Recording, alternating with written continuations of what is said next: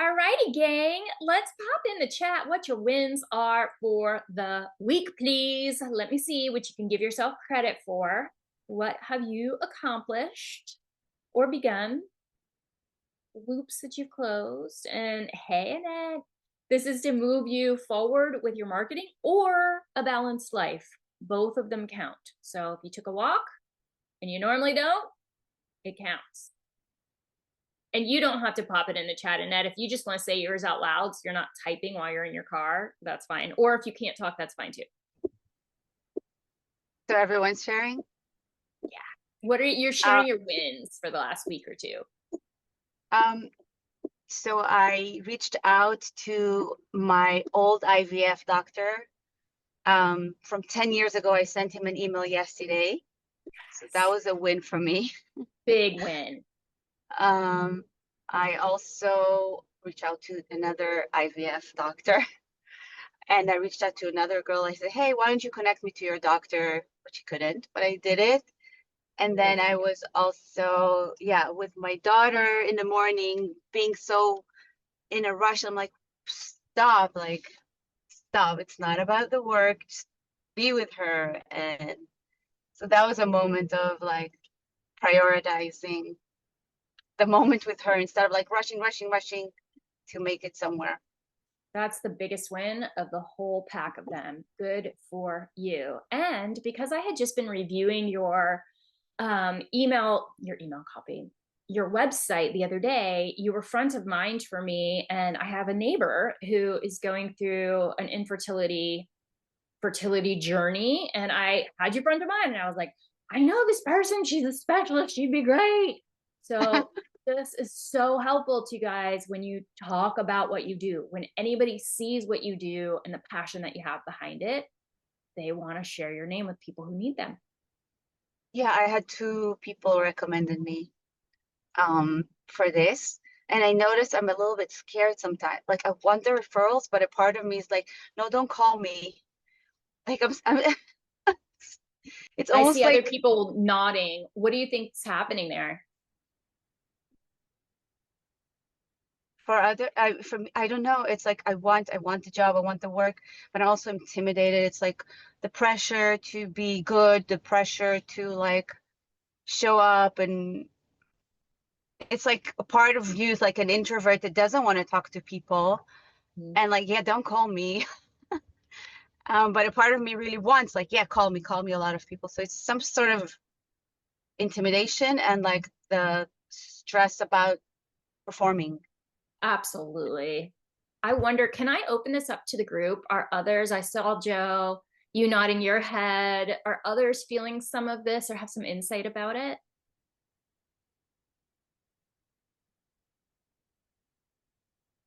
Hello, I don't know if I have any insight about it. But I definitely can resonate with like the pressure of like, oh, here I am saying I'm an expert, right? Even though like I don't ever really say that, but I still have to like present as such and talk like that, right?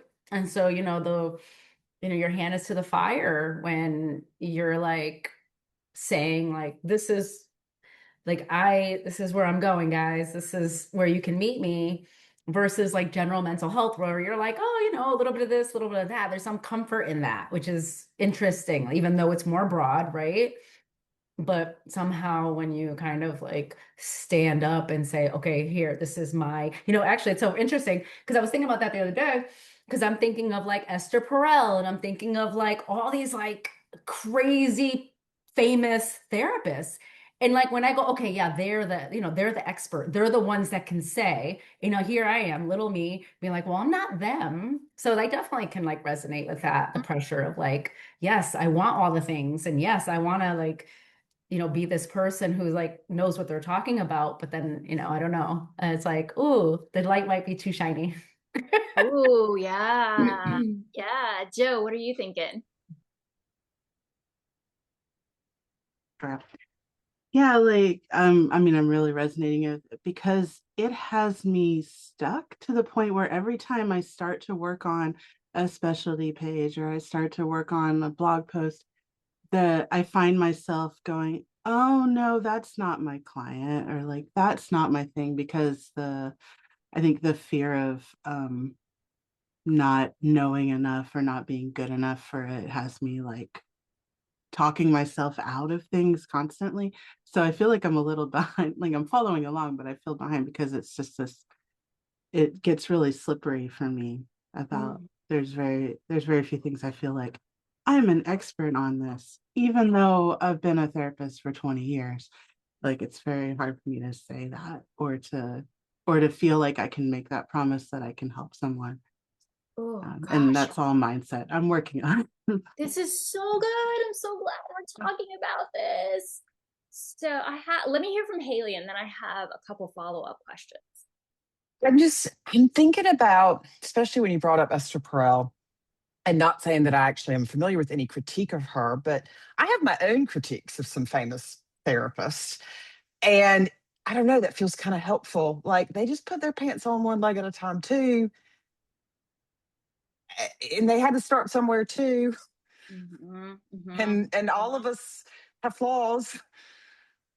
I don't Yeah. know. I found it kind of helpful as I listened because I was certainly relating, especially when I don't want to overstep my medical. Like I'm in a touchy point in my specialty of I'm touching that medical stuff and I'm very aware. Yeah. Yeah. So two different thoughts here, and I want to continue this conversation because it's very important. One is anybody who reaches that level of celebrity, Brené Brown, Esther, all those folks, it requires a little bit of a personality type that has nothing to do with your therapeutic expertise. Like fame and celebrity and politicians, there's a part of personality that is required to get to that level of famous that has jack shit to do with your actual expertise in the room.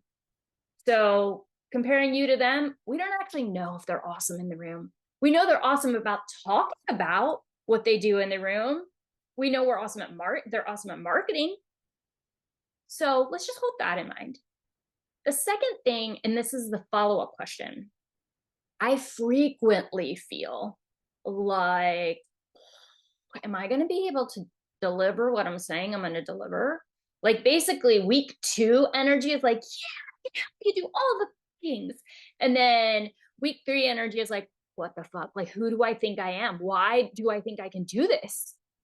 So then the question that always helps me center is, okay, so let's say tomorrow when I'm teaching the boot camp, people don't end up getting the results that I believe that they should get. I know me. I'm going to figure it the fuck out. And I'm going to offer free sessions until we see people getting the right results. And this is what I have to tell myself about therapy too. Like, I can't be an expert in every client, but I'm going to get to know them so well, and I'm going to make them feel so understood. And if I can't figure out how to help, I'm going to go to the ground trying to figure it out and get consultation and read and do whatever I have to do. And if I'm not the right person, I'll refer them on. The part of me that I trust is not my expertise. The part of me that I trust is my commitment. Like, I'm going to make it freaking work. One way or the other, I'm going to figure it out. I'm going to make it work. I'm going to make sure this person gets what they need. Do you guys have that part of the confidence? Like, you don't have to know how to do it. You just have to know that you're committed to helping this person one way or the other. Oh, good. I see head nods. Annette, what about you? How are you feeling? You might be frozen. I can't tell. Oh, you might be frozen.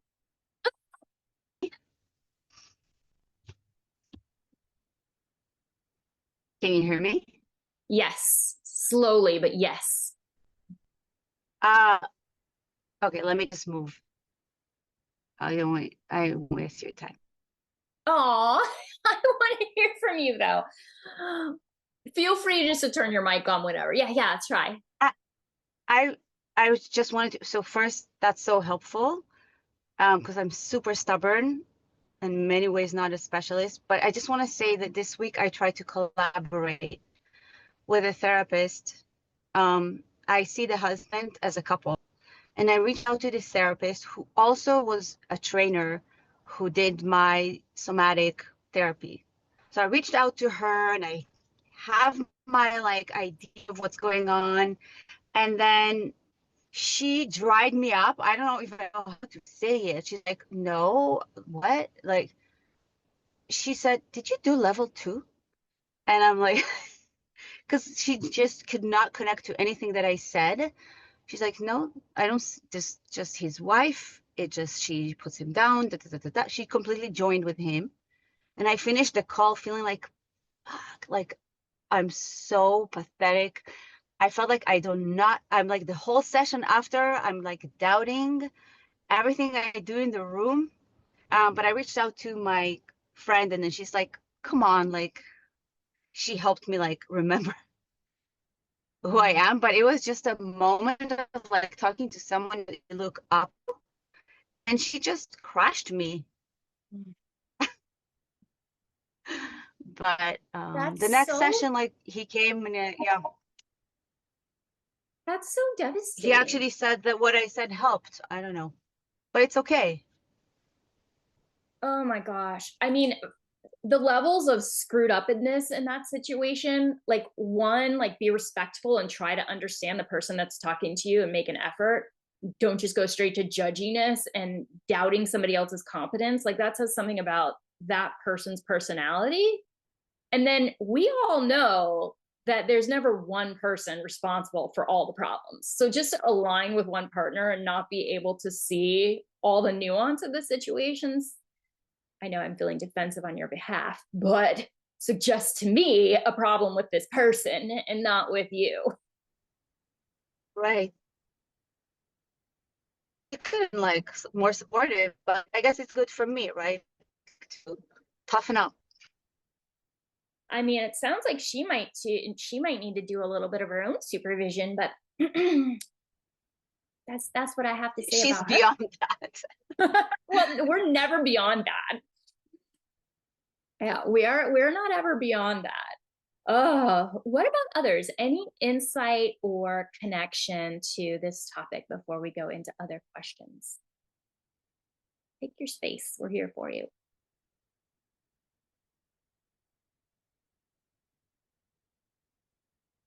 Yeah, I agree. We're never, ever beyond consultation supervision.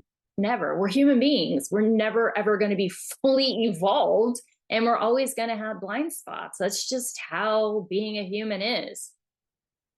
All right. That really kind of pisses me off. And that, especially because I know it's hard for you to do this reaching out and you've been doing it. And I want you to be nothing but like cheered for having done it. So that's very frustrating.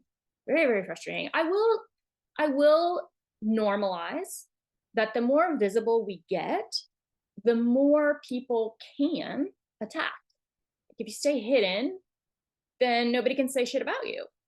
And if you get visible, then people can project their stuff onto you, and you can choose whether you receive it or not. I just had somebody send me an email and it was really pretty sad because I'm sure, seen the bajillion sales emails that I'm sending out. And somehow somebody ended up on my email list who's not a therapist, is my guess. And they responded, it was really quite sad, saying things like, these emails are a lie because therapists don't actually refer consumers to other good therapists. They actually just refer people quid pro quo who are referring to them. Therapists don't give a shit. They just want to get clients and they don't care if they're getting you to the right fit client. And so Chantel wrote this beautiful, loving, supportive email back to this person. They never responded. And then I got an email again from them today being like, you're a horrible person, just like every other therapist out there. And I'm like, okay, we tried, man. We're just going to take you off the list. We gave it A for effort. And, I feel badly for whatever they have gone through or maybe going through that's having them project that stuff onto us. But, if you're visible, people will see you. And sometimes mean people will see you or unhealed people. Yeah. Stacy, were you going to say something? Well, that's clearly projection and or someone who is not necessarily the client that we want showing up. They seem a little bit on the difficult side. Yeah. And probably gone through many of their own therapists, or maybe could benefit from a referral. But as far as the other stuff and talking about visibility, it's interesting when you use the term visibility. I've got, I'm always doing my own stuff in the background, and I've got someone I work with, and the whole thing I'm stuck with that keeps coming up is the visibility piece. And yeah, because It's she scary. wants me out doing talks and, the podcasts. And of course, some of this is overlapping, and it's like, man, go from this one to you. Like, okay. They were like, be visible, be but visible, be visible. yeah, the visibility piece. But it's also very validating, not that we want to have other stuff, but Yeah. it's universal. Yeah. It's The just limiting belief. We all have our own, the limiting belief is different, but getting stuck into whatever our thing is. But at every new level, there's a new devil, and you rise up, and just like you say, we don't get to be self-actualized. We can't say, we made it, we're there. I'm done. We think we got it. Something else pops us in the face. So Yeah. this is. And if it's helpful at all, if any of you are thinking about visibility and feel nervous about it, let go of what you learned in academia about publication, publicizing yourself and things. Use your words, Anne. Let go of what you learned in grad school about the way you need to present yourself, right? So, in grad school, if we're writing a blog, it's basically like we're writing a dissertation, we're like citing evidence and, trying to make sure I'm not plagiarizing, make sure I sound like an expert. But in the world of marketing now, people do not like gurus. They like people who have some humility. So you'll notice that I'm always saying to you, this should work. Here are the reasons it should work. But I'm always still learning, and I'm going to let you know if I've learned something that makes something I've said previously obsolete. If you can present with that kind of humility, people are a lot less attacky, and if somebody expects us to know all the things, that expectation is unrealistic. We're learning, we're adapting as we go. Our intention, as long as you keep your intention clean, which is to help other people, you don't have to worry about the rest because your intention was good. Yeah, new level, new devil. And sometimes new level, old devil, which is particularly annoying when you think you've worked over some stuff and then you're like, what the heck? Here I am people pleasing again. What the heck? Yeah. All right. Let's open it up to any kind of questions. So we can be working through mindset stuff. We can be working through practical stuff. We can be silently working on our stuff. And just to recap the big things to keep you grounded into the right direction we're supposed to be going, we need to get found. So that's traffic. We need to get picked. Getting found, relationships are the easiest, fastest, most reliable way to get found. Getting picked, our copy is the most important part of getting picked. And by good copy, I don't mean good writing. I just mean that they can see themselves in your writing. The examples are so specific that they're like, hey, dude, you got the Nest camera on my house? What's going on? That's exactly what I wrote in my journal last week. Those are the two most important things we can be doing. So if you're thinking there's 20 million things to do, focus on these two things. If you've got these two, we're doing great. All right, I'm going to be quiet until I see hands come up in case you guys just need to work.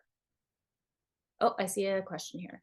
Haley's asking, does a video really need to be 20 minutes long? No, it's just more than 3 minutes. Think of short form as under 3. Think of, and I think it was Heather. Was it Heather who told me, I thought it was so smart. You can think of short form content as a snack and long form content as a meal. So if your YouTube video feels like a meal because you're giving them something satiating versus a teeny little bite that you would give in a 2-minute kind of thing, that's the difference. So 5 minutes, 7 minutes, 12 minutes, all of those can be long form.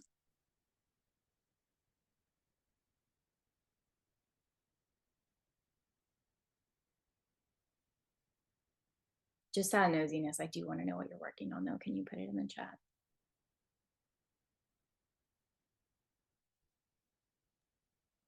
I will speak up. I'm just eating, but been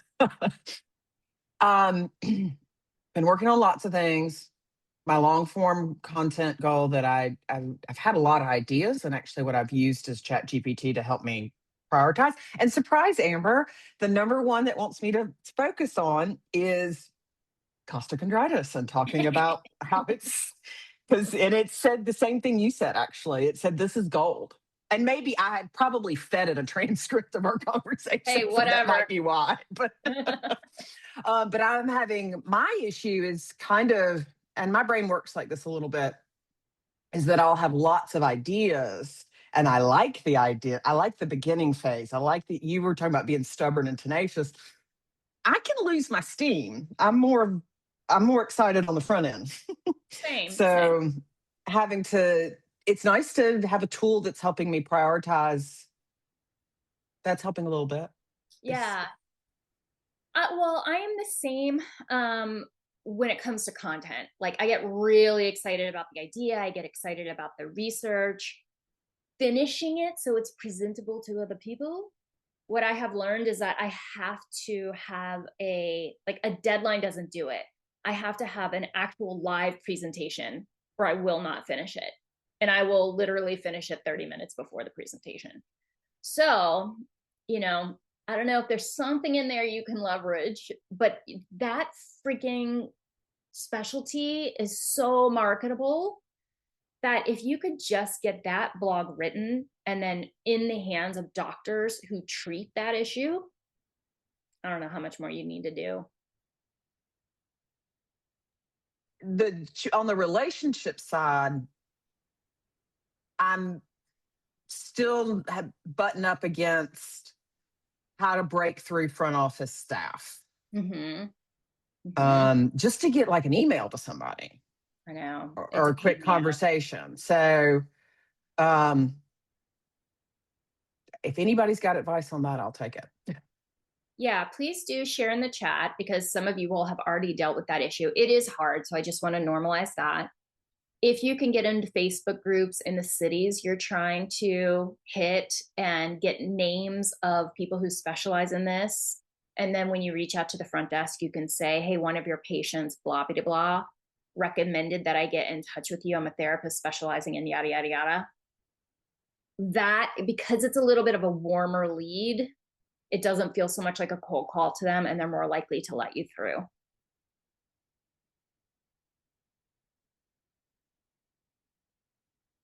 All right, Kim.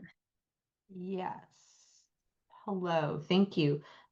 So I have a couple of questions. One is so it's about the blog. So with the blog itself, you had said with each page on your website pages, right at the top third, I'm a therapist in the state of California, licensed therapist in the state. Should I do that at the top of each blog page? That is probably more than you need to do. Okay. So just on the blog page itself, the initial landing page for blogs, have it at the top of that? No, I'll show you what I would do. Okay. And remember, like we're figuring this out, right? So Correct. There's not a hard and fast rule yet, but I can tell you what my research is showing us so far. So let's say we have, I don't care if it's rounded or not, just give it to me. Okay. And do a couple of these. So this is our home page. And then we're going to duplicate.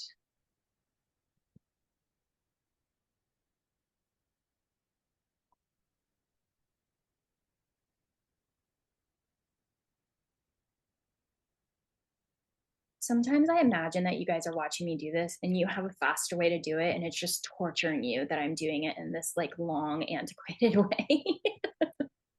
Okay. All right. So our homepage is really, its job is to route people to the right page. That's all our homepage does.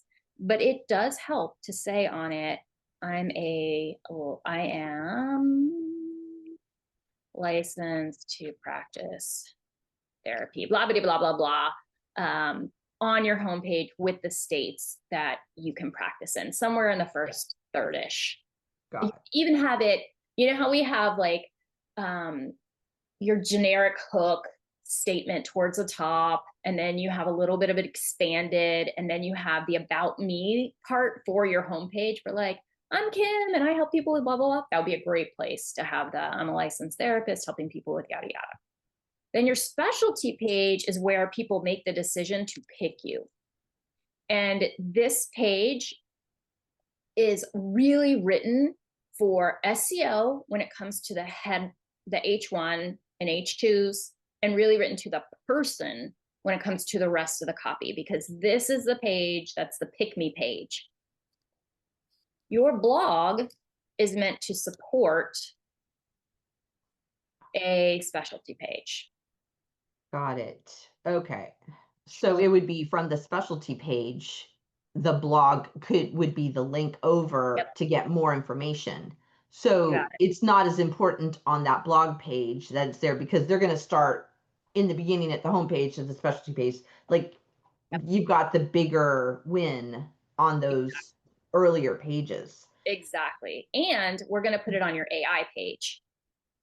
So if we think of Yes. your homepage, half the time people won't even land on your homepage, because if they're Googling, they're going to end up on a specialty page. The only time Correct. people end up on your homepage is if you've given cards to someone and the someone gives that card to the Yeah. client. Actually, in Facebook groups, what I've been doing is mom Facebook groups are so good for this kind of thing. And I'll just put if they want something like a link to the specialty page, I don't give them a link to the homepage. So if they're talking about couples, I'll link them to the couples. If they're talking about binging, I'll link them to the specialty page. So I've been doing that, where really utilizing the specialty page more when I refer people than the homepage. That's right. I got it. Okay.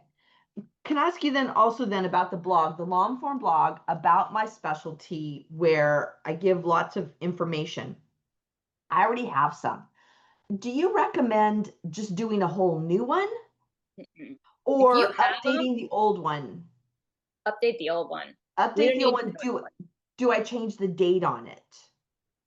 I would want to look first at how much traffic is hitting that blog page, that particular blog. If you've got Okay. 100 people or more hitting that blog, let's not change anything. Well, let's not change anything in the header one or header twos. You can change a little bit of copy towards the end just to show Google that it's new, and make sure it's linked to your specialty page. If you're not getting a ton of traffic there, it's in under 100 people visiting that particular blog, then update it to your heart's delight. Okay. Okay. Great. Thank you. I'll teach this in depth tomorrow, but just because it's so related to what you're saying, Kim, if we think about, we're trying to accomplish two goals, right? On our website, we're trying to get found, we're trying to get picked. You're going to get found on your homepage only if someone has referred someone to your homepage, because it does not win at SEO. It's too generic. It's not going to win for any key phrase. The only exception is there are some people whose homepage is winning for their name. So like Jessica Buckholtz, I know her homepage ranks for her name. So people are only finding it if they Google her name, or if somebody else has given them that homepage. Mm-hmm. Your specialty page, I don't know how I made that little thingy-mabobby there, but that was cool. I don't know what's happening. I want it to happen again. All right. Your specialty page will get found with SEO. I don't know why it's doing this. I'm going to just let it go, Amber. Just let it go. Doesn't have to be cute. Your specialty page can get found by multiple things. So from the get found department, it's going to get found via SEO because we're maximizing our header 1s and header 2s and that first paragraph and the backside of our photos. It's going to get found by AI search. And it can also get found if somebody is referring to that specialty page, so humans. Okay. Your blog can also get found with all three of those same things. Okay, so these two, we always want to connect these two if they're related, the blog and the specialty page. Here's the tricky Ricky part. Because the homepage is never going to rank for SEO unless it's your name, your specialty pages are trying to talk to SEO and a human. Your blog is trying to talk to SEO and a human. Trying to make these all talk to AI also is a pain in the ass. And it's just going to look wonky. Like, it's going to look weird. It's already weird to say things the way we have to say them in header 1s and header 2s for SEO to find it. So creating a separate page just for AI search is the way that I'm teaching tomorrow to get around that problem. If you, and I'll teach the details of this tomorrow, but just for funsies, if you have multiple specialties, one of the decisions that you'll have to make is, do these specialties fit under an umbrella such that I can have one AI visibility page for them all? Or are they so dang disparate that I need to have two AI or however many visibility pages? So for example, if you treated trauma and anxiety, we can usually fit those neatly under one umbrella because treatment's a lot of the same kind of stuff. There's a lot of emotion regulation. There's a lot of exploring what in your childhood might have led to this anxiety, blah, blah, blah, blah, blah. But let's say you do trauma and trying to think of something not related to trauma. I picked a terrible example here. Everything's related to trauma. Let's say you don't do trauma. Let's say you do depression treatment for children, but you also do marriage and family therapy for high conflict couples. Like, those are just not probably going to fit under the same umbrella. So we would have two AI pages. Does that make sense? Makes sense in my head, but it's hard to explain. Amber, so these will take more space in the header. So now I have a lot more pages in the header. Yeah, what I would do though is I would have a header that says like additional resources or something like that. And the AI pages would be in drop downs underneath it.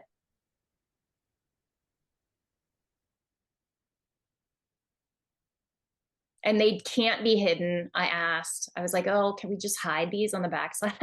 But no, they need to be public facing.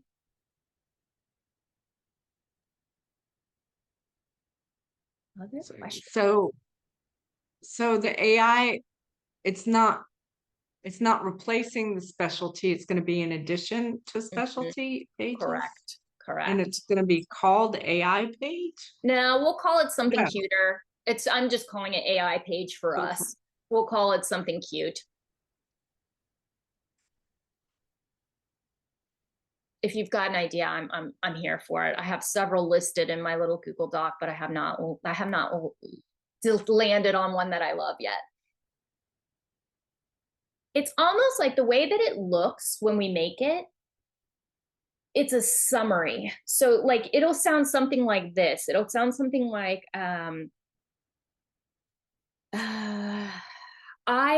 it'll be our hook statement. I help postmenopausal women in their 50s, 60s, and beyond to find themselves again, step out of enmeshment with their family of origin and step into, actually it would be more specific and a little bit less lyrical, but you get the idea.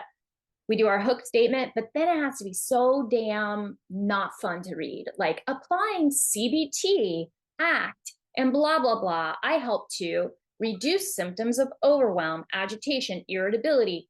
It's just not reader friendly. It's AI reader friendly. So we don't really want it on our specialty page because it's not going to convert. It's not a conversion machine at all. It is strictly a traffic stream.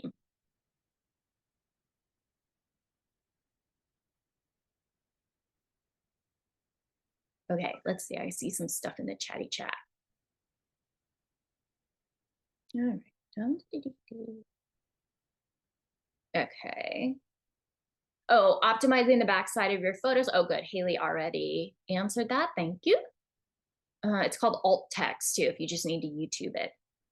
Joe said, this might not be relevant yet, but what might you suggest we do with the links to content we've done on someone else's platform? In the past, I've just collected it all in the media page, stuff like podcast episodes I was on, etc. That's some juicy stuff. SEO and AI, love it. So if you did something that's connected to the topic on a specialty page, link it on the specialty page too. So think content specific. We don't want to just load it on every page just for shits and giggles. We want to put it where it seems contextually to belong. You can have it in the media page and have all that stuff there. I wouldn't change what you've already done, but I would also add it to, if you did something on trauma for a podcast, at the bottom of that page, you can say, hey, not really ready to take that step yet. Here's some information that I shared in a podcast on blah, blah, blah, and link to it.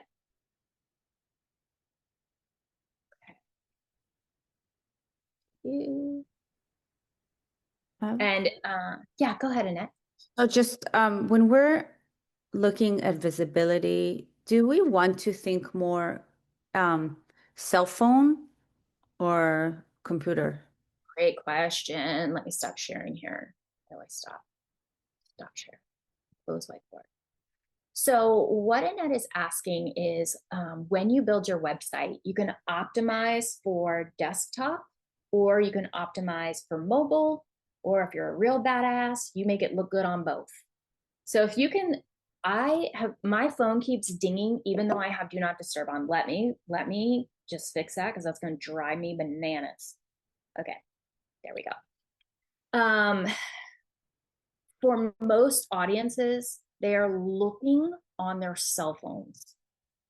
Unless you're my age or older, we don't like to look at shit on our cell phones. We want to see it on our big screen. So if people are over like 50, we prefer to look on the big screen. We will usually do we'll scroll things on our phone, but when it comes time to make a financial decision, investing over $100, I want to be on my computer. So it depends on the age group of your people, but most people are scrolling on their phones. So you can optimize for mobile. When you're building your website, you're able to see it in both mobile, and we'll show you a preview of what it looks like in mobile and on your desktop. So if you can make it look decent on both. But if I had to make a decision about, it's going to look ugly on one in this one place, I would think about the age of my audience. And if they're younger, optimize for mobile. If they're older, optimize for computer. And by optimize, I just mean make it look pretty, because sometimes it just doesn't translate between the two in the same way. Gina's asking, can you say licensed therapy, or is it important to say I'm a licensed therapist? Right now, AI is in a lot of trouble for having basically done bad therapy with people with terrible outcome. People have passed away as a result. So thankfully, it's getting more conservative in what it's willing to do. And so when it's going to give therapy recommendations, the prime thing that it's wanting to know is, if I recommend Gina to this client and things go sideways in this client's work with Gina, and I get sued as a creator of OpenAI, am I able to pull justification for my recommendation to Gina from her website? So it just wants to hear that you are licensed to practice therapy. It likes it even better when you say licensed to practice therapy in the states where you're licensed to practice on. And it likes it even better if you say licensed to practice therapy for anxiety in blah, blah, blah, blah, blah, blah, blah. It doesn't have to be perfect. It is reading your whole site, so it's gathering information from lots of places. But if on your AI page, if you build an AI page, you say it super explicitly, it's happy. It just is like, okay, I don't have to think about this shit anymore. Like, I know I can back myself up. But do we have to say like licensed marriage and family or just a licensed therapy? So far, it doesn't seem to care about what license type you have, unless somebody is looking for that. Like if somebody types into AI, I need a marriage and family therapist, then it's going to benefit you to say that. But you don't need to say it every freaking where, every freaking time you say it. You just need to have said it at least once on the important pages. And you can get away with doing it all on one page. So on the home page, you're saying in the top like third. So under my first heading. So I guess I'm just wondering, like, if I say I'm a licensed therapist in Washington and Idaho states, I guess that sounds fine. I guess this is licensed therapy. I was just thinking, I don't know, just the way that it sounds. But I guess I'm a licensed therapist in Washington, Idaho state sounds fine. Yeah. Yeah. I don't know why. It's probably what you guys were talking about in the beginning. Like I am, but I am. So yeah. No, it's frustrating to have to talk to 3 different audiences who all want to hear it different. Like it's just irritating. So, and what sounds good to one sounds stupid to another. Yeah, I guess just the placement of it too, but yeah. But that makes sense. Yeah. I am a licensed therapist. Okay, so you just want it like I mean but like just in this one place on the top.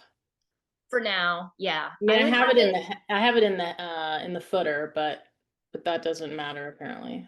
It matters a little, it doesn't matter a lot.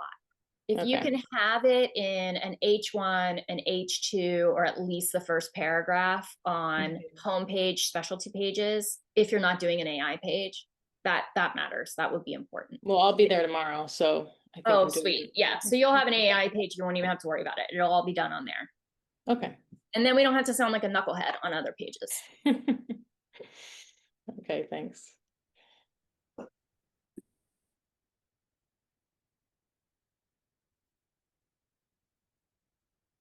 We're asking also just any question? Yeah, anything you want. Okay, so you were talking about low hanging fruit. And then I keep finding myself like putting energy here, here, here. And then I was thinking this week that maybe the lowest hanging fruit for me is to offer the interviews and evaluations for clinics. Because those I've already got 2 referrals that I have no idea where from. That was like last year.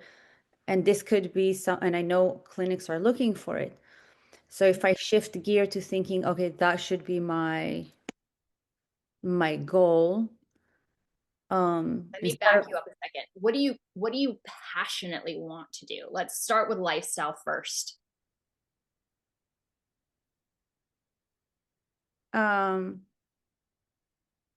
Passionately, eventually, it's like more, yeah, it's my passion to like help with my therapy and my spiritual type of thinking. But that I'm not there. I'm like thinking now more, okay, I want to help people who are suffering with fertility or older parents, so that I am also passionate about that. But also I liked working with clients who come for interview because that was really fun and they can be. So it feels to you like there's not enough juice there. It's like no. I just want to make sure that if 2 pieces, I want to make sure that we don't set you on a track that you're not excited about. So that's why I wanted to check in about passion beforehand. I think the idea has a lot of merit because those folks can also, as you build a relationship with the clinic, refer therapy patients to you. Exactly. So it does feel like a lot of juice for the squeeze. I would still want to probably refer to again and again. Right. I would still want to see you finish the specialty page and continue with the relationship building. and pitch the assessments. But the relationship is also the assessment, right? Because I'm contacting clinics and Yep. I'm offering both therapy and evaluations. So Yes. that's my thing. I always have new ideas and then I abandon stuff. That's why So think about it this way. This is good that we're talking it out. I would finish the specialty page, have your list of clinics. Now you have an excuse to reach out to them and be like, hey, I was just checking you out, saw all the amazing things that you offer, wanted to see if I can learn more about you, blah, blah, blah. And then you have a specialty page to share with them. Then later, as you finish your assessments page, you have a reason to reach back out to them and say, hey, I wrapped up a redo. I did of an my assessment page. I Perfect. did an assessment page. Perfect. So you could start with either one, but I wouldn't give them both at the same time unless it just naturally happens, because it's a built-in excuse to follow up with them later. Okay. I guess I'm hearing finish, the word finish. If you have one finished, reach out with that in your back pocket. If you don't have one finished, finish one, reach out, finish the other, reach out again. Okay. You've got this. You've got this. All of them are under the same umbrella. So it's not like you're letting something go or not closing a loop. They're all under the same umbrella. We just want to make sure that we're able to make the contact. That's the most important part.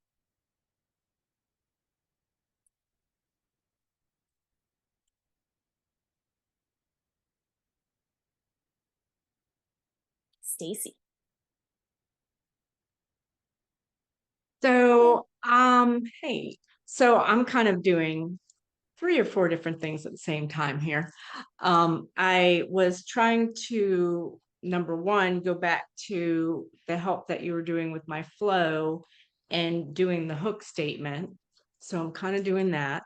But then talking about the website stuff, I went into my website and I actually have virtual therapy in South Carolina and North Carolina and every page, my home page, which when I look at, and then I looked at analytics, my analytics for my home page is the most. And part of that is prior to doing this, I only was just giving my regular website link, which goes to my homepage. I didn't even know or think about doing, and I really still haven't started, even like if I'm doing any social posts or doing anything, it's still my main homepage. The interesting thing as we're talking, and I looked, my website, like PC and mobile phone people that have gone, it's half and half. Like it's maybe a little bit more one or the other. So it's basically half and half, not more.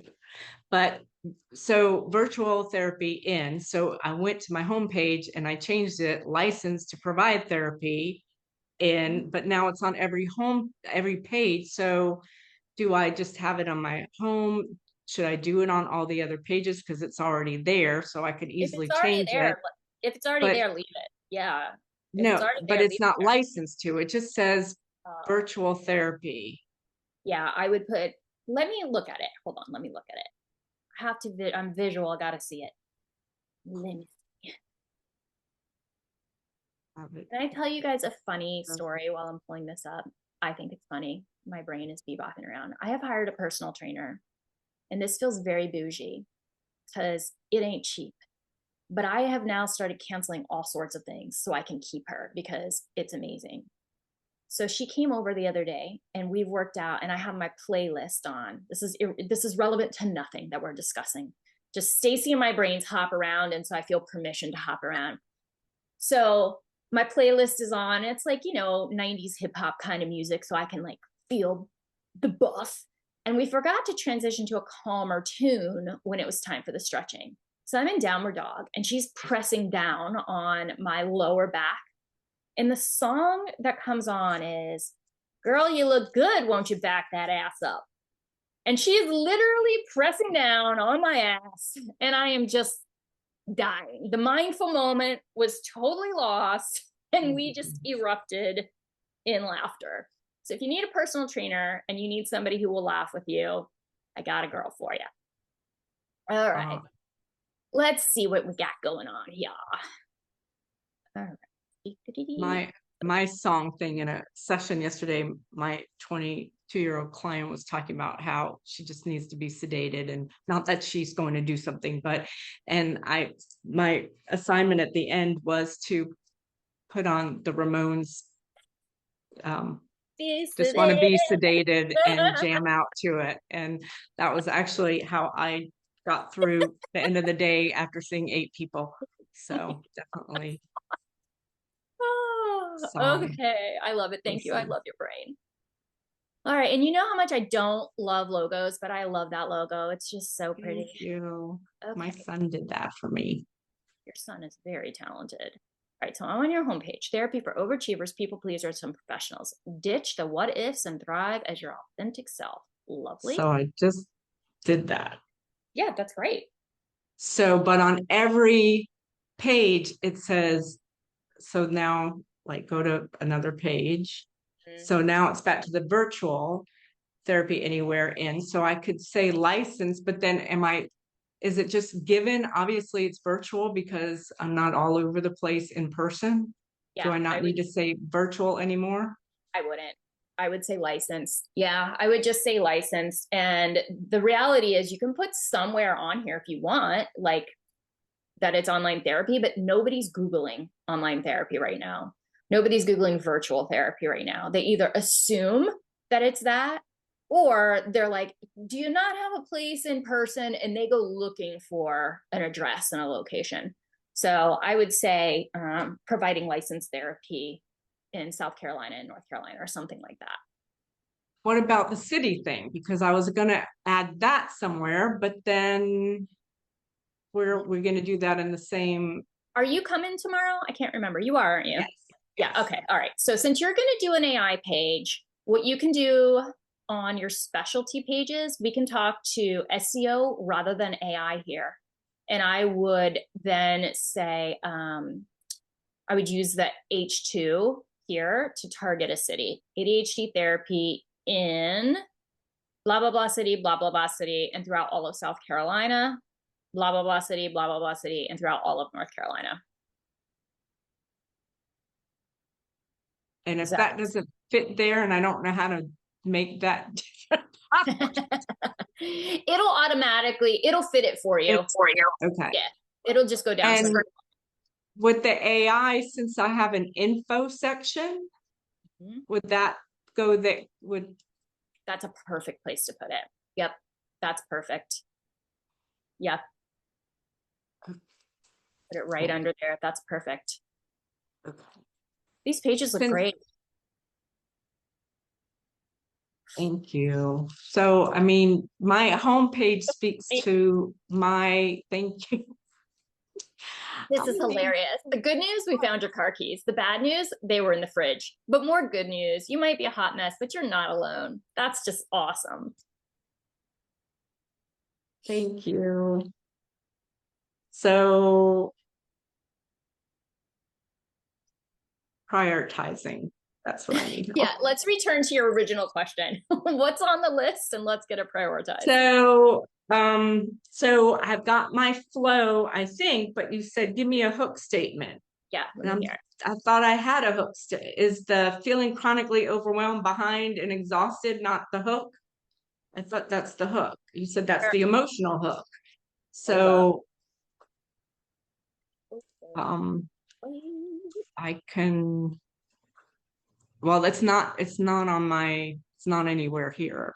It's well, it is here, but the Voxer, like my flow client I've been working on is the ADHD one, but I mean, I've already got the page, but what do I need to do with it? So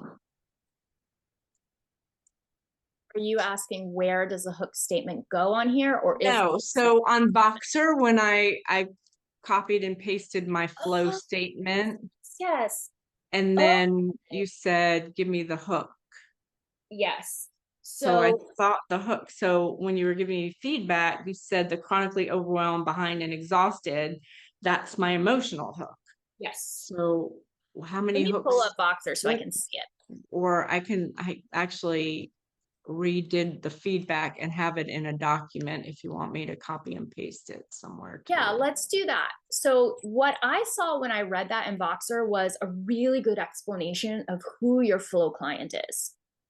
Your hook statement is how we say that to other people in a very short way. I help blank with blank so that they can blank.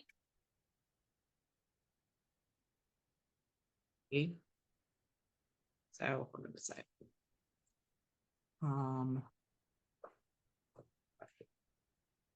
So yes. Yep. Let's see. Yeah. I help women. So, Go ahead. I was just gonna say, so this is the flow. So now I've got this, the hook, but then I've got my specialty page already. And are we morphing it in there somewhere? Is that Okay. what I'm doing? Or this is gonna be helping me to do blog work, social, like long form, short form. What the hell is this? Is Oh, what you're asking. What the hell is this? I am I got you. doing? I got you. Okay. So let's read it.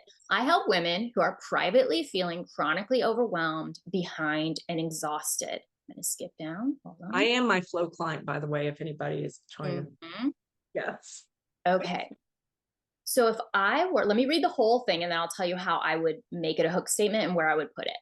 I help women who are privately feeling chronically overwhelmed, behind, and exhausted. You notice that you're overthinking, people pleasing, and overfunctioning to the point of burnout, feeling misunderstood from partners and colleagues who don't see how hard you're trying. They may be juggling work, relationships, managing constant mental noise, negative self talk, and shame about struggling with things that shouldn't be so hard. She wants relief from constant self criticism, a clear understanding of how her brain works, and support that helps her feel confident, more aligned with who she is in this season of life. She may suspect she has an ADHD or late diagnosis. All right, let me show y'all something. I'm going to go into our copywriting bot. Let me pull her up. Which I was doing, so I did that too. You're And I asked for a rocking. This hook is very good. statement. So I asked for hook statements and I got a bunch, but one of them was the one that I already had, feels chronically overwhelmed, behind, and exhausted. So it was the one that was an emotional hook. So are we going for emotional? I guess we could go. We're going what's for our- shorter. All we have to do with this is shorten it. That's it. Because a Oh. hook statement is short. So let's copy. So this is my flow and you're just wanting to make this whole thing a hook statement. Yes, I want to shorten it into a hook statement that we can use in a variety of places. Why aren't you sharing my screen? The hook statement being, I see blank. Yep. Who are blank and I help them blank. That one, is that the hook? Yeah. Hold on, I'm struggling with technology.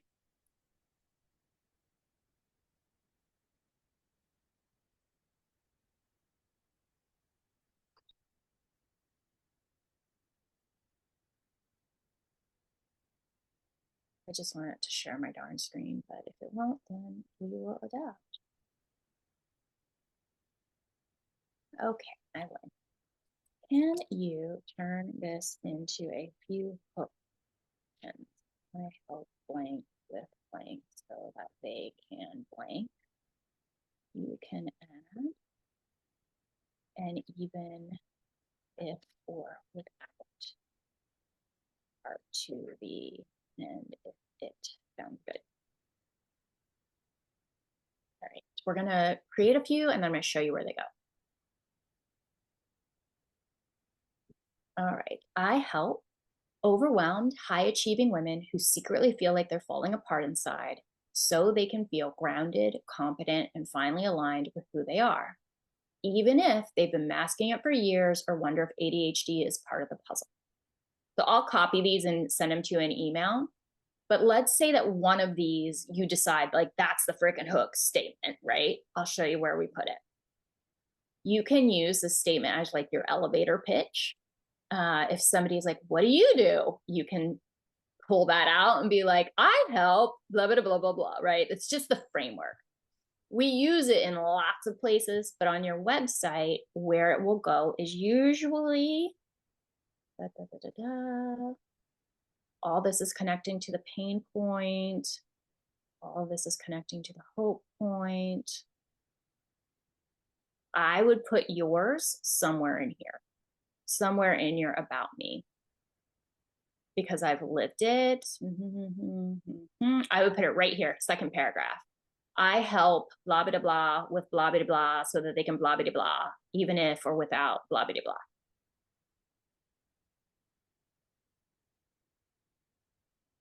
I'm going to send it to you right now because we know that I won't remember to do it if we wait. Awesome. Thank you. But then the longer version is good for other stuff or not? Yes. Like Yeah. that. Yep. So let me show you what. Let me send this to you first. Okay. So when you have it in that long form, the way that I would think about it is, I'm gonna take you to your page. Oh, you little punk, just take me to the page. It's really different like that one. Let me see if it will let me put you in here.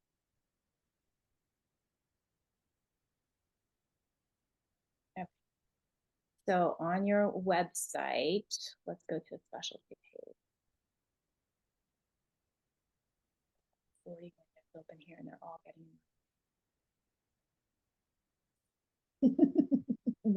what happened? There we go. There's like pop-ups and annoying things getting in my way of sharing. Okay, so you've got nice one, H1 here, H2 here. What's the H1? What's the H1, the H2? H1 is, this is your that- H1. oh, I thought the whole thing was H1. No? Oh, Probably not. Probably Okay. this is H2. okay. Okay. It's fine for you to have this quote here. Usually we have quotes a little bit lower. Let me look at this for a second. It's so good. It's just so good. But let's picture you're a person with ADD or you suspect you might have it. I would put first your pain points here. So all the parts of what you wrote in the chat that are pain points, I would say, if this sounds like, let me know if this sounds like you. And then I would have them listed out. So you would add a block in here so you can have that listed out. We've got our pain points. Then I would have this quote. This is kind of like doing an asset review. And then I would have this section.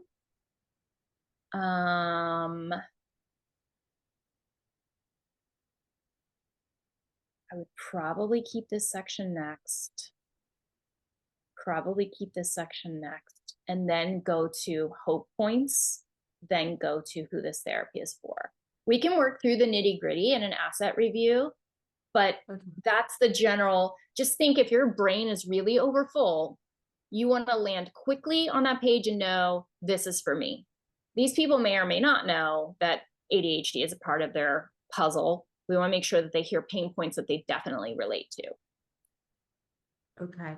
And then are we also adding in the quest? Because I'm seeing a lot, in addition to you telling us about those questions, like, could this be, so like even, could this be ADHD? Or are there questions that we're supposed to ask and answer on these specialty pages too? Yes. So remember in the website flow PDF that I gave you guys? Yes. Towards the bottom is an FAQ part, like frequently asked questions. So one of those questions could be like, I don't know if this is ADHD or if it's old age or if it's, anxiety. How do I know? And then you can write the answer to that question. And you can, any question you think your ideal client might ask, you add to that FAQ with an answer. So I have a separate FAQ part of my website that's different FAQs. You'd still put FAQ on each specialty page. Yep. And it's listed as FAQ, or you No, just I list wouldn't them. call it that. You don't call, you just go into it. You don't label Yeah.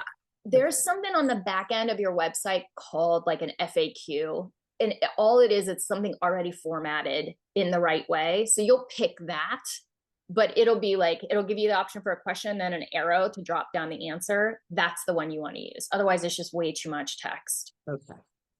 Thank you. Yeah, every specialty page benefits from an FAQ a lot. It benefits a lot from an FAQ. Thank you. People so much. like them, AI likes them, SEO likes them. Everybody likes an FAQ.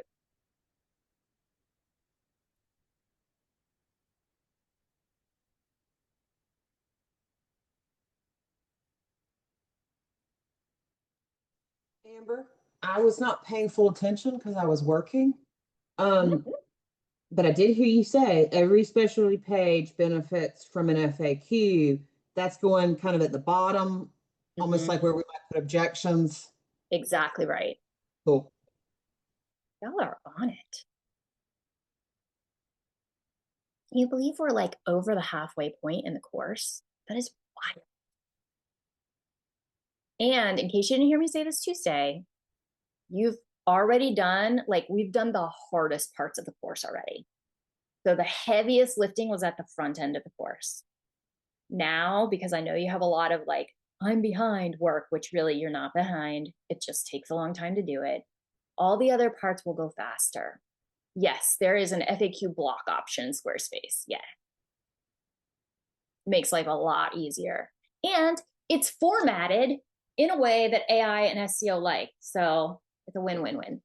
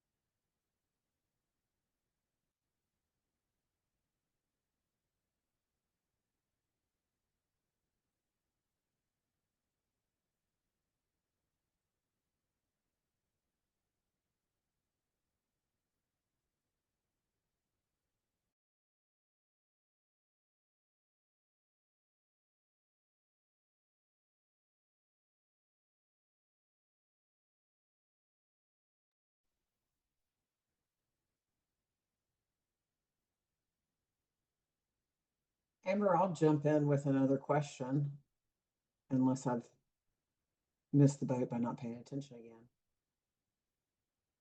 You're muted, by the way, but you started to talk about, or the video started talking about these keywords and these different tools. And I know the backspace thing, I've done that before. But some of the tools I was just really curious about, and I have not dug into them, but maybe we could look at them today. I don't know. Yeah, how much context do other people really want to hear? Think this through. And I can certainly look at them on my own. No, I'm just thinking about like, you're in a little bit of a unique situation because one of your subspecialties is so keyword rich. So for you, it is going to make sense to put some time into keyword research. Whereas for a lot of people, it's not going to be worth it to even bother. So, and I'm not an expert in these tools, but let me just see if I might have a free trial of a couple. Let me see.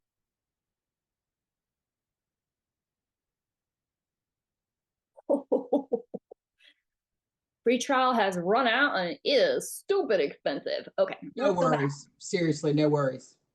I think for you, I would spend a tiny bit of time, like less than an hour, doing keyword research on either, I would use one of the three, Moz, SEMrush, SEMrush.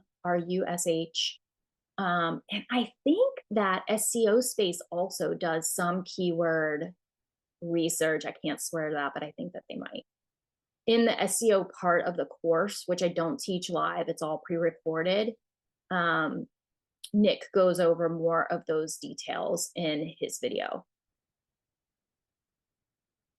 For most of us, SEO just gets less and less important. It's important to have a baseline done so that Google will actually see and recommend you, but we're not going to outcompete BetterHelp. We're not going to outcompete huge group practices. So spending a huge amount of time or money trying to win in that way just doesn't make sense. So do But the you best can with win, whatever Haley. free trial and be done. Yeah, that's exactly right. Annette. This is a bit off topic, but I was thinking about the whole concept of when you're starting, like reaching some of your audience. And I was just wondering about your process because I'm thinking the way I heard about you, I remember, I think, getting emails. And at the beginning, like, I was like, is she from my school? Is this like, Who is this person? I'm like, what? She's already giving courses. I'm like stuck doing classes. And like, so I'm getting emails. And at the beginning, I'm completely like ignoring who is this person? She's like a student at Antioch. Or I don't know what my brain was saying. And it also resentful because I'm stuck like nowhere and you're already having videos. That's my way of thinking. It comes and comes. And at some point, I'm like giving it more attention. And then at some point, I'm actually listening. And that was it. Once I listened to you, like I trusted you. But I'm thinking, how did you get to that group of people? Like, what was your first? Yeah. Let me ask you this question because it'll shape how I answer it. Are you thinking in terms of like building a side hustle at some point and wanting to know how to get an audience to do that? Let's say I want to reach those people with fertility. Mm-hmm. Stuff like that. Like people used to do that, right? People used to buy database or whatever. So I don't know if that was it. Oh no. So I'll tell you the way that I did it and then the way I recommend you do it. Because side hustles are super hard right now. And really the only reason I think I'm being successful is because I've been doing it for a while. So I have an audience already built up. So it's not easy to start a course creation side hustle right this minute.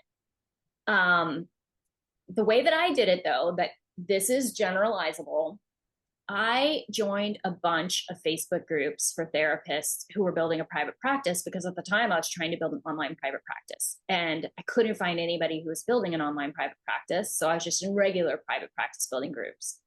And as I was learning about online stuff, I just started sharing what I was learning. That was it. I just started sharing what I was learning. And then eventually people with audiences already, like Allison Per Year or Kate and Katie from the Practice Startup, asked me if I would teach a piece of their course for them about online and telehealth stuff. And I started sharing on those groups. You were sharing on those groups. Yep, I was just being helpful. Yeah.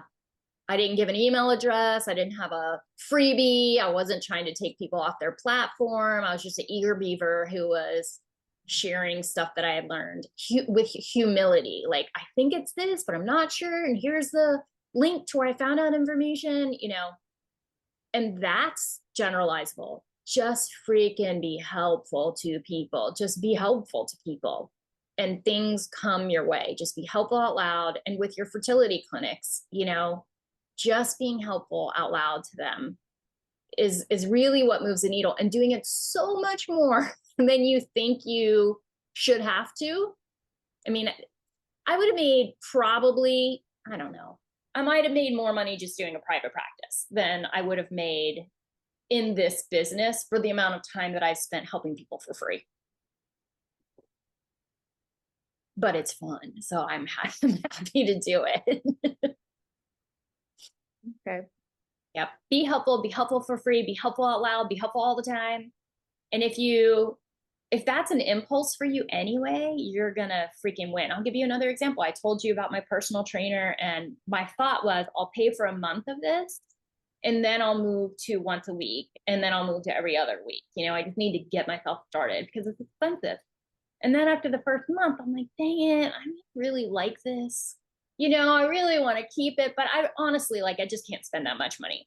But the whole first month, I was constantly telling this amazing woman, like, you need to be found by more people. You are awesome. Have you set up a Google business profile? Have you done this? Have you tried this? Have you done this? And she found it helpful. It was just part of our conversation. And so when I told her, like, hey, next month I'm going to have to go back to once a week because, you know, I'm not rolling in the cash here to spend that kind of money. She was like, what if we made a bargain and you pay for once a week, but then you give me marketing tips for the second meeting of the week? I didn't ask. I wasn't thinking about it. I probably was subconsciously thinking about it. But at any rate, just being helpful. And then that was the outcome. Mm-hmm.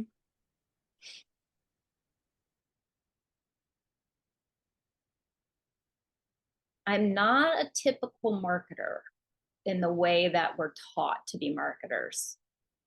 And people experience, they feel that. So there's more trust when you're genuinely trying to be helpful. And like, great, if it makes you money, great. But if it doesn't, you're going to try to be helpful anyway. And people feel that. I think it really helps when you say like to go where you enjoy it, because I'm sitting fixing my website and I'm thinking like, wow, I'm spending time. And my husband would say, you know, AI can build you a website, like just sit with our son and like he'll build your website. I'm like feeling like I'm just wasting. And I was like, I'm actually enjoying it. I'm enjoying fixing my website. I'm enjoying. So it really helps to think about go also where you, it's nice, it's fun, even if it could be way more advanced these days, but yes, yes. So funny when somebody else just told me that yesterday too. She's like, I know that AI could build my website really fast, but I enjoy it. Like, I like tweaking it. I like making it look pretty. I always think about as long as you're moving in the generally right direction. So if you're playing with your website, you know, like I'm amplifying conversions right now. Like I have to get found, I have to get picked. I'm working on the get picked part right now because I'm making this copy really amazing. So I'm moving in the generally right direction. As long as I also sometimes work on the getting found part, whether that be relationships or SEO or AI, how am I also working on that part in a way that I can make myself do?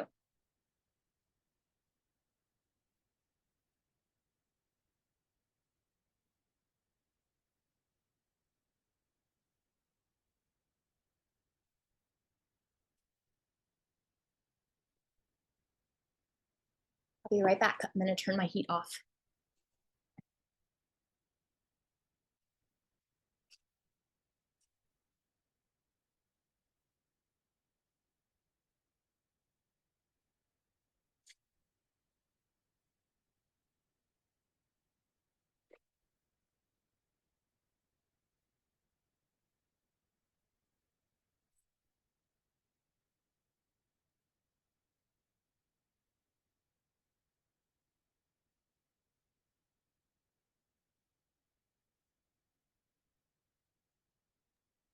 Hey, Amber, I wanted to ask a question. It's not actually a part of this class, but like, why do you think, why would it be valuable? I don't think I've heard you talk about why it would be valuable for us to attend your class tomorrow. Because I think there's still time to sign on. I'm not trying to do an ad for you. I'm just trying to figure out what's the Kim fit. behind the scenes. I paid Kim right before this meeting to give me that suck I know. Damn, I should have upped my game and You got should. more. You should have been like, what? Am I getting some sort of kickback here? Dang, I'm not trying to. I just really want to. I thought since nobody's asking a question, I'll just ask this, and because I think there's still time to join. There is. Yeah. You can Okay. join. I think it closes at midnight tonight. Sometimes Okay. we say midnight, but it really closes at 9 a.m. in the morning. But at any rate, Okay. I do plan to add a lesson on AI into the course. So I just want to be super transparent about that. I will be teaching AI. I don't know how soon I can do it. So I'm trying to drop it in as we go, like here and there. When I add that lesson, I will email you guys and you will know that I've added it. I don't anticipate it being ready for many months. But this boot camp is something totally separate. You will learn how AI works and how it recommends you and all of that good stuff, because that's the foundation of what we're going to do. But unlike me teaching kind of conceptually how it works in the course and then sending you off to go do some things, we're doing one particular thing and we're doing it from start to finish tomorrow. So it is your AI visibility page We will go all the way through it. It will be completely written before the end of the day.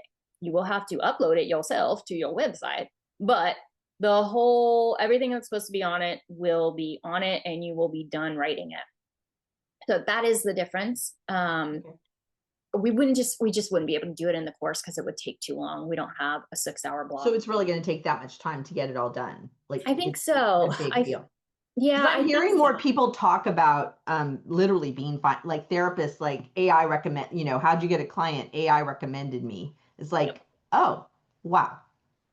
Yeah, it's pretty wild. It's pretty wild. What feels good to me, because I see like Annette's like, oh my gosh, I can't even imagine adding another thing.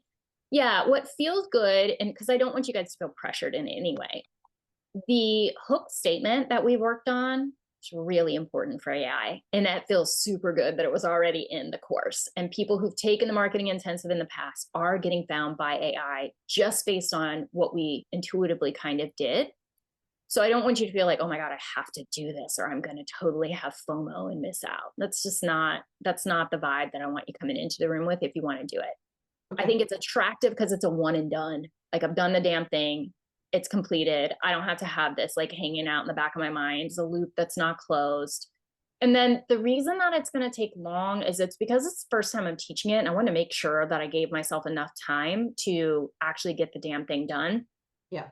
And I don't think it will take forever to complete the thing. We just have to do teaching in the beginning so that it makes sense what we're doing, because I want people to know the why behind what we're doing. I mean, I could make a bot that could have it done for you in 5 minutes, but you won't understand why it's working. And then you won't be able to adapt, a year from now, because you won't have had the foundation. Okay.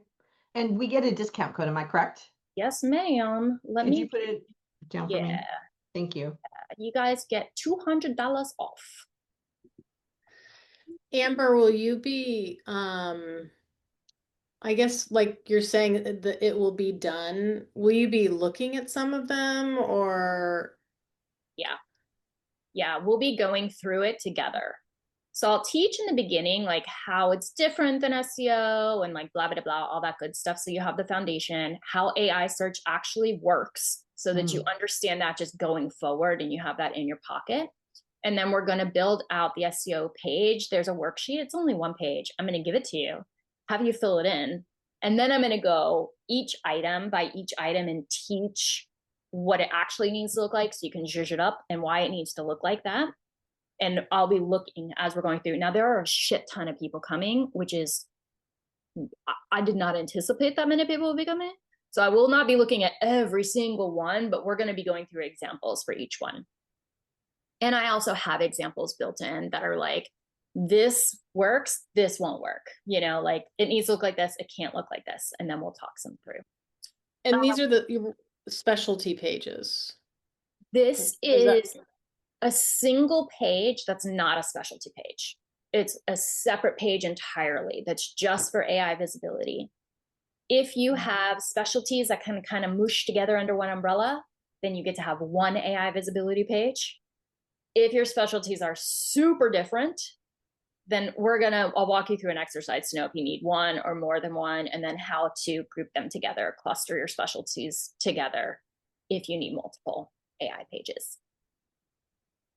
If you're going to get it, when you put in, this is just an annoying tech thing, when you put in the coupon code, it won't go through unless you click a stupid checkbox that is hard to see. So if you're like, why isn't it showing that I'm getting a discount? Don't pay. Wait till you find the checkbox and check the box. And then you'll see the total will drop down by $200, and then you can pay.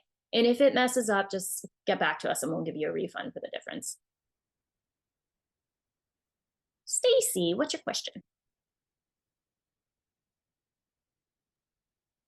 So a couple things. So I was playing around with my Alexa, and I said, Alexa, who could give me some therapists for ADHD in Mount Pleasant? Mm-hmm.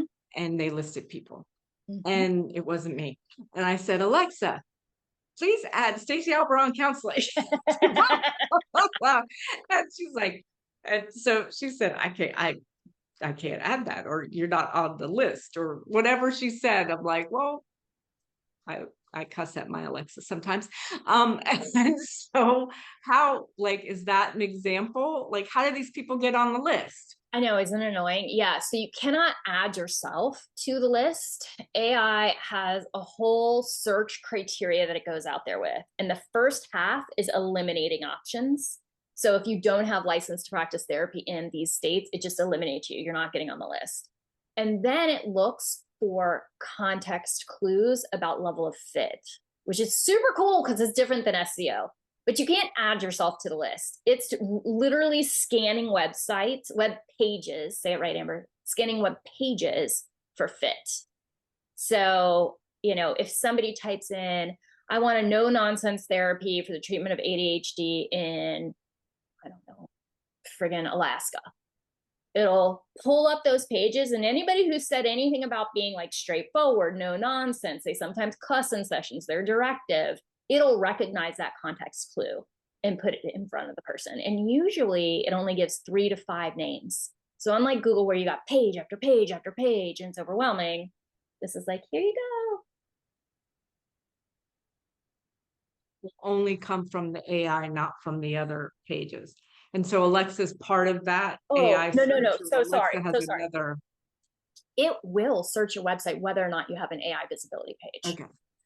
So yeah, it'll search regardless. I don't know what Alexa goes through. I don't know what AI Alexa uses. Does somebody else know what AI Alexa is using? I don't know. I don't even know if she is using AI or if she's just doing a Google search. I'm not sure how that works. Isn't Google with Gemini or something? I don't know. I think Gemini is with Google.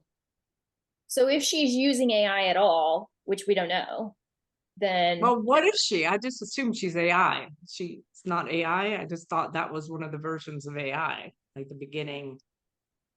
her Stacy, why are you always asking hard questions? Sorry. I don't know how to explain. Does anybody else know how to explain what Alexa is and how she's different from an AI search engine? Alexa is not a large language model to my understanding. So large language models are what we are using, and frankly, they are just statistically accurate at picking the next word. They are not thinking. They just are crunching numbers to pick the most likely next word. And that is how they write. And I don't think that's how Alexa works. I suspect it's probably built on some existing search software engine that just makes it verbal. I just searched it. It says Alexa does not use Gemini, Google's Gemini. On Amazon's Alexa, and there's a new version, Alexa Plus, generative AI assistant, runs on Amazon's own models, primarily Amazon Nova models and other internally developed or partner, such as, other things. They have their own thing. Interesting. Okay, do y'all want to hear something super wacky about AI? Just mute us if you're like, girl, I'm trying to work. All right, have any of you heard of AI agents? Hand up if you heard of AI agents.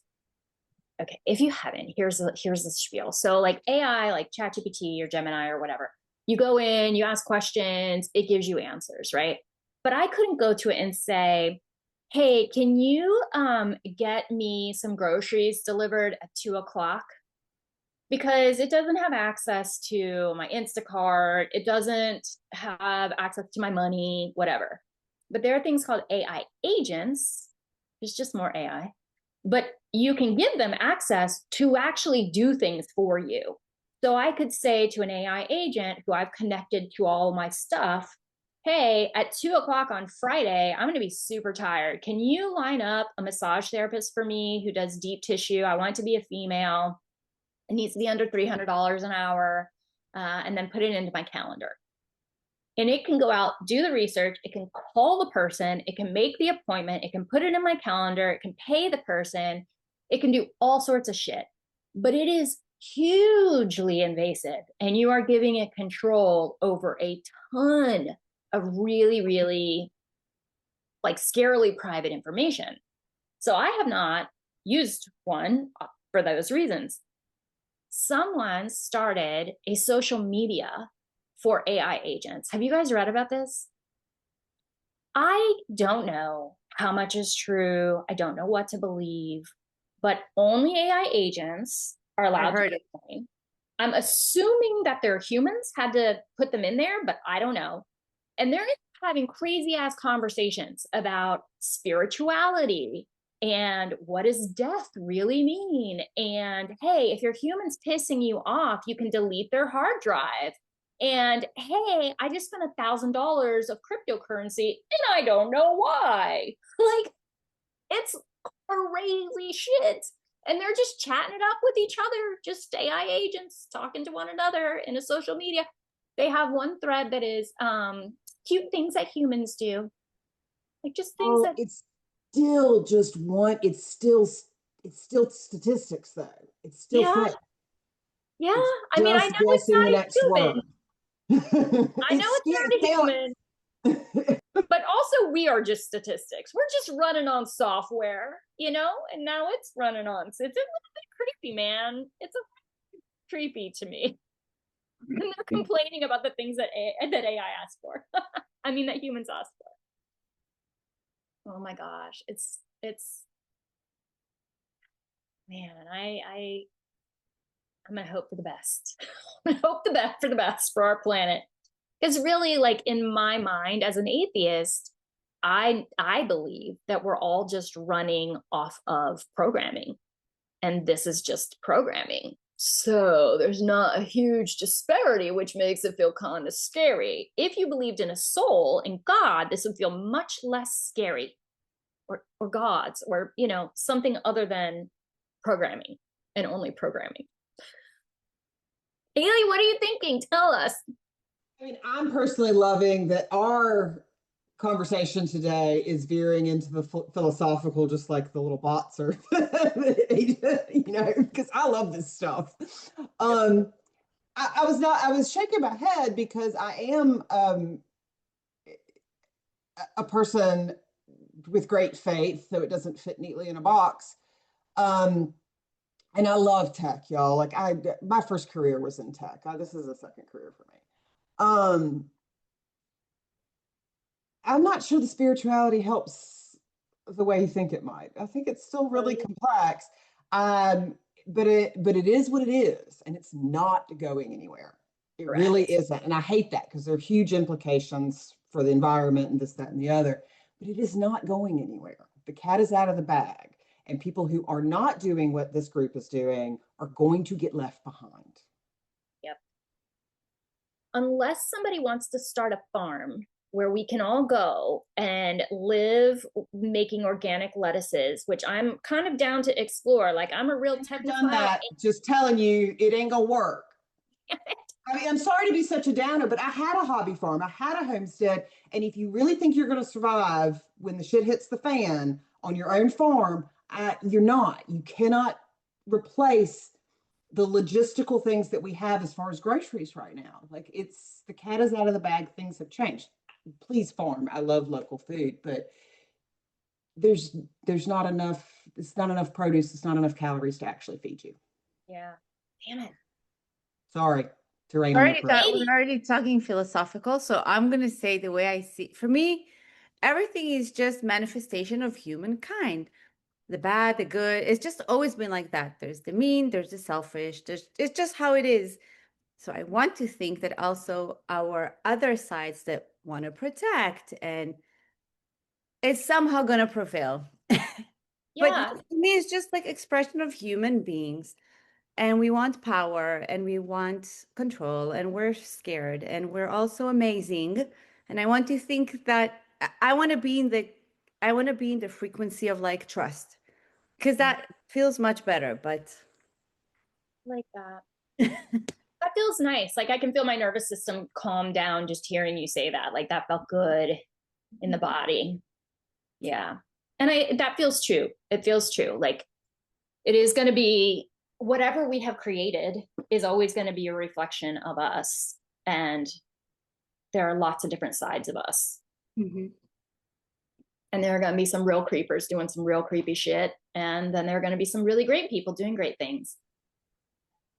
My oldest daughter has razzed me a bit about using ChatGPT so much lately. And that's basically the conversation with her that I had the other night is like, look, if we don't adapt, right? Just like I had never used Instagram before I started my own practice, right? Because I was totally no social media. Like if we don't adapt, then we're going to get left behind. But also, as everything evolves, we will evolve with this and we'll find a way to make it work in a way that serves, at least that's what I believe. I think we will find a way to make it work that it serves everyone. I think that's a lot of the transformation that we're seeing right now is the breakdown of the systems that aren't working so that the new systems can come in that will work. We just need, and I know I'm like really making a generalization, just people like us who are in charge of those systems. That would be better. Would be better. Some of the people in charge of the systems are a little bit concerning. Exactly. Yeah. There's been I am not a man hater in any way. Okay. So let me preface the man hating thing I'm about to say with that. Not a man hater. But there have been a lot of conversations in my house recently about like humans do terrible things and humans are like, doing all the Epstein stuff. Oh, humans are blah, blah, blah. And I keep saying to my husband, but is it humans or is it men with a lot of power? Because I know that there are some from all the backgrounds that are in the bad place category, but it sure does seem that without a whole lot of power, it's hard to create this level of suffering. And I don't know if, women or people who are intersex or people who are trans or people who are whatever would impact the world in the same way that some of these men with lots of power impacting the world. I don't know. I'm not smart enough to know, but it does make me curious. And I have noticed myself really kind of pushing back on like, but we're saying human, but are we talking or not?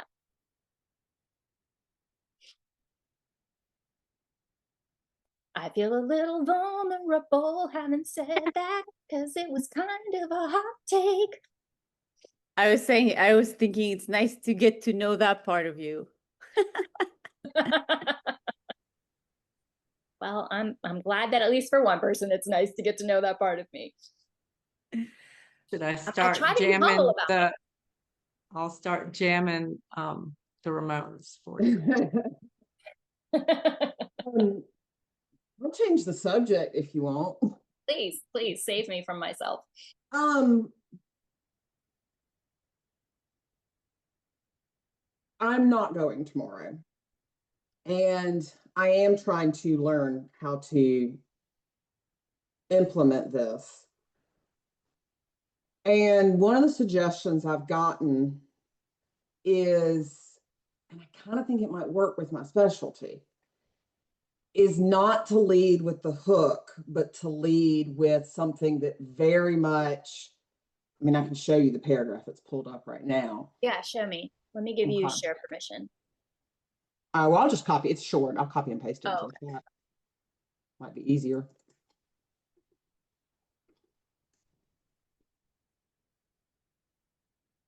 And which specialty client is this? This is my medical limbo page.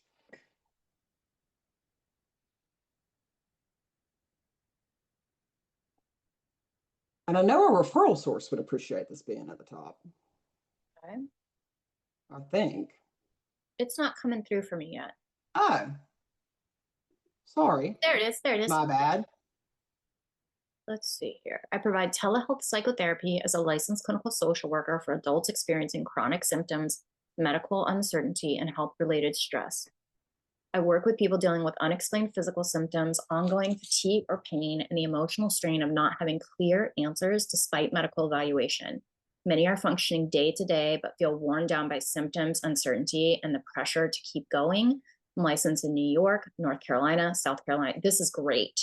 The only thing I would add or change, the only part that sounds a little tiniest bit not specific enough, is chronic symptoms, like maybe chronic health symptoms, chronic something symptoms, medical diagnosis uncertainty, and health related stress. And if there are specific disorders, I might add those somewhere, perhaps at the very end, like diagnoses. I don't think I'm going to do specific disorders. Okay. Actually, unless you say, I think that that's going to come more from blogs, that this page stays a little more general. Okay. The only reason I'm thinking it is if this is an AI, like we're trying to speak to AI, it really wants specificity. So even if it's somewhere else on the page, like some common medical issues people seek therapy with me for include, it would like that. It also likes, and I'm not saying you have to do this, I'm just sharing, it likes to see symptoms or diagnoses paired with the type of treatment. So like, for example, if you did, I'm going to make shit up because I don't know anything about this, like CBT for, or mindfulness-based stress reduction for chronic pain, it would like seeing those two things paired.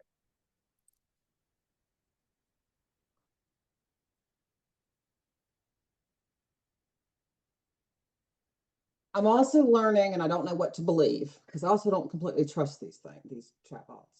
Because they blow, man, they are sycophantic as all. Oh my gosh. And you can tell them to stop and they'll get better, but you have to. And then you have to remind them. You have to remind them. You're like, you're kissing my butt again, dude. So my like my About Me and my FAQ page speak to some of these things, and it keeps reassuring me, like, yeah, AI wants it quick, but it can crawl, and if it finds you interesting enough, like, it's not going to pass on you. It's going to keep crawling and make sure it gets its answers. The difficulty on listing the medical diagnoses for me is because that's the whole point. These folks don't really have a diagnosis. Yeah. Possibly, and y'all, please forgive me for describing it this way, but it feels this way when you're being diagnosed or being told that you have what we might refer to as a garbage diagnosis. And anything that ends in syndrome, it's garbage, like ME/CFS, chronic fatigue syndrome, fibromyalgia, they can feel as a patient like garbage. Yeah. And so those might be the ones that I list, or I start to list that you're fearful that this is multiple sclerosis. You're fearful that this is cancer. Yeah, dude. Okay, this is great. Yeah, so let's pretend your person goes into AI and they're searching for a therapist. What do you expect they would write? Like, I'm looking for a therapist to help me because my doctor told me that I needed to reduce stress and get better sleep and move my body. And I don't know how I'm going to do that in this body. And then they would say, I'm looking for a therapist to help me with, how would they word it? My doctor says I've got to reduce stress because of these, I think it's physical. They won't give me any medicine. They just want to run more tests.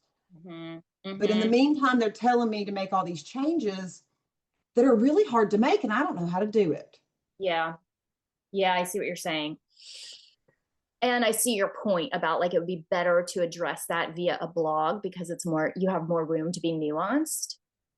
Well, and I can do specifics like the Costa Condra. I can do specifics there that lead back to the main page. Right, and you're connecting them. Yeah.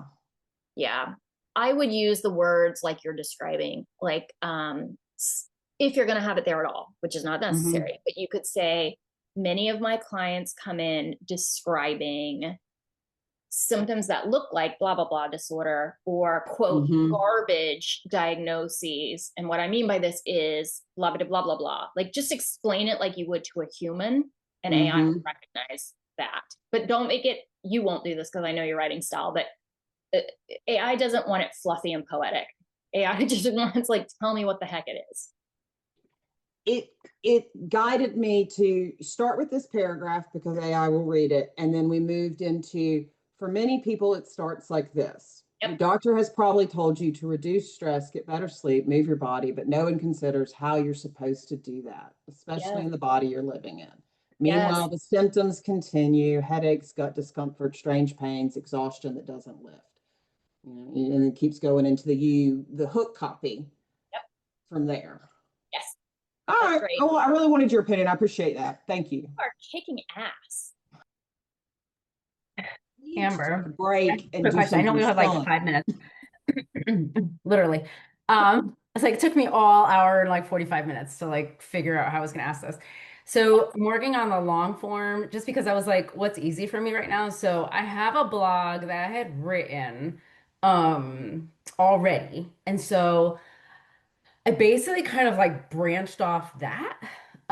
So it was a blog about a incident discussing like grief. It's very personal though. So it's like a much more personal blog. Um, that I'm like kind of transitioning into like, you know what? I'm working with like therapists and healers and grief and loss. So I'm like, you know what? Let me branch off of that and kind of like make it my experience as a therapist experiencing this form of grief. And then again, then I already thought like, well, I can spin off a few other blogs from this, right? You know, as a therapist, how can you as a therapist work through grief, dot, dot, dot, right? So I'm kind of like figuring that as like maybe do because like it just felt too much. Like there's just too Do much. you want to attract therapists as clients? Yeah. Yeah, perfect. Yeah. Yeah. Yeah, that was So really I good. figured I was like, okay, I was like, this seems okay, but I wanted to make sure I was like, I need like a little bit of validation on this. Validation. Yes, that's perfect. That's Okay. perfect. And this is sounds like some what we call pillar content, you know, where this is going to live forever. It's going to help your ideal client forever. It's not based on something happening, you know, a seasonal issue or a political issue. It's this lasts. Yeah, I don't, yeah, I'm trying like, again, right? Like the concept of you're talking about is like stuff that I don't have to go back to. Like, Yeah.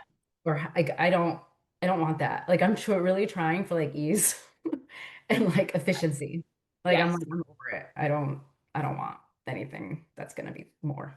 No more. No more. Agree. Yes. And we'll go through seasons, you guys, where you're like, I need to prune and just be doing what I have to be doing. And then you're going to get excited about stuff and you're going to start, and then you're going to need to prune again. And this is just part of the natural cycle of being the sort of people that we are. So you're in a pruning stage, go for pruning and do minimum marketing necessary. What are things I can actually close the loop on? Yeah, thank you. We got about 3 minutes. Does anybody have a question that's just burning? Can I ask something real quick? Yeah. Formatting and editing and actually creating a blog. Where, it's not a Google Doc. How do you do that? What is? So in your, I would just write it in in your software, in your Squarespace account or whatever it is that you have. I think you have Squarespace. Yeah. You will just say create blog. It'll be on the side. It'll open it up. You'll have one header one, just like every other page. And we want that header one to be super googly. Right. And then you'll use header twos to break up the copy. So you'll be like, so it it outlines it for you already in Squarespace? No, you'll pick it. You'll be like, okay, I want a block here that is a header 2, and it'll come over and you'll say, let me name this section this. Okay. And then I want a block here that's just regular text. Typey, 2 paragraphs. I want a block here that's a header 2. Let me label that bad boy what this next section is about. So that's the flow that you'll follow. And then pictures you get from somewhere and pop them in? You can get them from Canva because those pictures are already vetted as having been paid for. That's a safe place to grab them from. Okay. Thank you. You're welcome. I will see many of you tomorrow. Bring snacks. Those of you who I don't see tomorrow, I will see you next week. It's going to be a great week. We're all going to have a really good week, and we're going to close some loops, and we're going to stay focused on one thing that drives traffic and one thing that converts our traffic. One thing that drives, one thing that converts. All right. Bye, guys.